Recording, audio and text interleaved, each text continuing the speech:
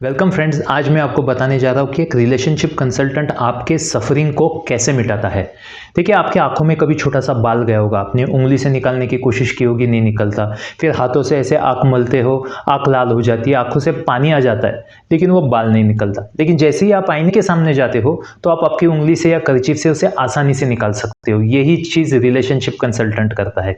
वो आपको क्लैरिटी देता है एंड एक अलग पॉइंट ऑफ व्यू देता है, जिससे आप खुद को देखो, खुद की प्रॉब्लम को देखो एंड आसानी से सॉल्व कर सको। ऐसे ही आज हम सफरिंग को कैसे सॉल्व करते हैं ये सीखेंगे। देखिए, सफरिंग को भी अब मैं बताऊंगा कि अलग पॉइंट ऑफ व्यू से उसे कैसे देखना है। दो तरीके से आप सफरिंग को सॉल्व कर सकते हो। तो पहले समझो कि सफरिंग होती कहाँ पे। सफरिंग होती है मन के लेवल पे ऊपर। मन का मतलब माइंड। माइंड एक मैग्नीफाइंग ग्लास की तरह है। जैसे ही आप मैग्नीफाइंग ग्लास किसी चीज़ के ऊपर रखते हो, वो एक्सपांड करके दिखाता है, मतलब फुंसी का फुंसा करके बताता है। एंड यही तो होता है। अगर किसी ने थप्पड़ मार दिया तो यहाँ पे इतना दर्द नहीं होता जितना दिल में दर्द होता है। तो वही होता है मन, जो हर चीज़ को एक्सपांड करके बताता है। अब मान लो, अगर आप मैग्नीफाइंग ग्लास लेके आप आपकी उंगलियां देख रहे हो तो आपको सिर्फ उंगलियां दिखेगी, राइट। लेकिन जैसे ही आप इसके आर पार देखोगे गैप में से, तो आपको सामने चीज़ दिखाई देगी एंड उंगलियां धुंधली दिखाई देगी। यही चीज़ होता है पावर ऑफ फोकस। तो जहाँ पे भी आप उस मैग्नीफाइंग ग्लास का फोकस लेके जाओगे, वो उसी चीज़ को एक्सपांड करेगा। तो दुख के ऊपर लेके जाओगे तो दुख ही एक्सपांड होके दिखेगा। अच्छी चीज़ों के ऊपर लेके जाओगे तो अच्छी चीज़ें एक्सपांड होते हुए दिखेगी। अब ये सुनने में बड़ा किसी बाबा का ज्ञान लगता है, लेकिन ये प्रैक्टिकल लाइफ में भी होता है एंड कभी कभी तो नेचुरली भी होता है। कैसे, मैं आपको बताता हूँ। हाल ही में एक लड़की की फ्लाइट मिस हो गई, लेकिन कुछ ही मिनटों के बाद वो फ्लाइट अहमदाबाद में क्रैश हो गई। तो जब फ्लाइट मिस हुई थी तो उसे बड़ा दुख हुआ, बड़ा सफरिंग हुआ। लेकिन जैसे ही पता चला फ्लाइट क्रैश हो गई, उसे अच्छा लगने लगा उसी इवेंट की वजह से। तो ये होता है पॉइंट ऑफ व्यू। ये कभी कभी लाइफ में नेचुरली चेंज होता है एंड हमें कभी कभी वो सोचना पड़ता है, बताना पड़ता है। जैसे कि अभी हाल ही में एक प्रैक्टिकल एग्जांपल बताता हूँ। एक बहू का एंड सास का झगड़ा चल रहा था। बहू को घर से अलग रहना था पति को लेके, एंड मॉम उसको छोड़ नहीं रही थी।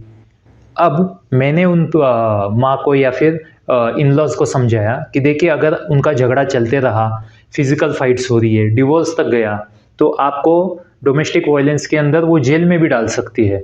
एंड डिवोर्स होने के बाद भी वो आपके घर में आके रह सकती है, वो स्टे करने का ऑर्डर ले सकती है।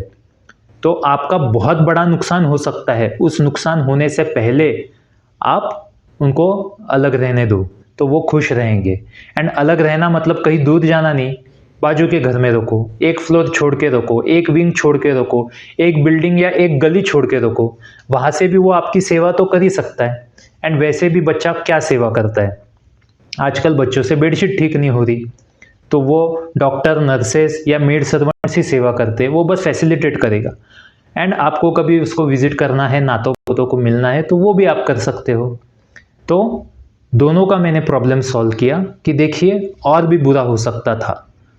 ऐसा ही और एक प्रैक्टिकल एग्जांपल मैं बताता हूँ कि मान लो कोई तकलीफ हमें हो रही है, लेकिन उसके बदले रिवॉर्ड अच्छा मिल रहा है। जैसे कि माँ को बच्चा पैदा करते वक्त बहुत तकलीफ होती है, लेकिन उससे उसको सफरिंग नहीं होती, उससे उसको खुशी होती है, क्योंकि रिवॉर्ड बहुत बड़ा है ना।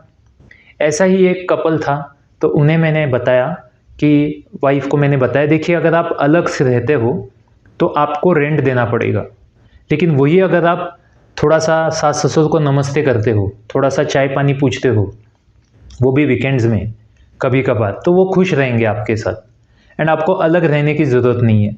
एंड जब आपको अलग रहने की ज़रूरत नहीं है, वही पैसे बचा के आप ईएमआई भर के आपकी खुद की प्रॉपर्टी बन सकती है, आपके नाम पे प्रॉपर्टी बन सकती है। तो मैंने उनको बड़ा रिवॉर्ड दिखाया।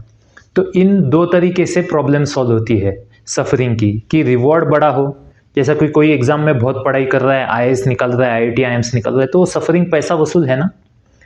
या फिर बहुत बड़ा नुकसान होने से हम बच रहे हैं इस छोटे नुकसान को लेके, तो उसमें से भी हमें सफरिंग फील नहीं होती। ऐसे और भी मैं एग्जांपल्स आपको दे सकता हूँ। जैसे कि अभी कोई पिताजी है, वो कहते हैं कि बच्चे सुनते नहीं। अरे क्यों सुनेंगे, अगर आप बेसुरा गाना गाओगे तो कोई क्यों सुनेगा। आप मुझसे ज्ञान लो, कुछ अच्छा ज्ञान लो जो आप यंगस्टर्स को दे सकते हो, जो उन्हें वैल्यूएबल लगेगा, जिससे उनकी एक्चुअल में लाइफ में ग्रोथ होने वाली। एंड ये आप दूसरे के बच्चों को दो, उनसे चाहिए तो पैसे भी लो।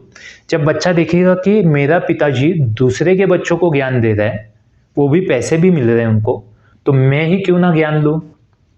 तो उस तरीके से आपके बच्चे आपको सुनने लगेंगे। कभी कभार हस्बैंड कंप्लेंट करते हैं कि बीवी इज्जत नहीं करती। अरे क्यों करेगी इज्जत? वो नरेंद्र मोदी जी प्राइम मिनिस्टर बन गए, उनकी इज्जत नहीं हुई। वो डोनाल्ड ट्रंप प्रेसिडेंट बन गए यूएस के, उनकी इज्जत नहीं होती। तो आप जिंदगी में कुछ भी कर लो, 1/3 लोग आपको पसंद करेंगे, 1/3 लोग आपको नफरत करेंगे एंड 1/3 लोग न्यूट्रल होते हैं। आप चाहे कोई भी हो।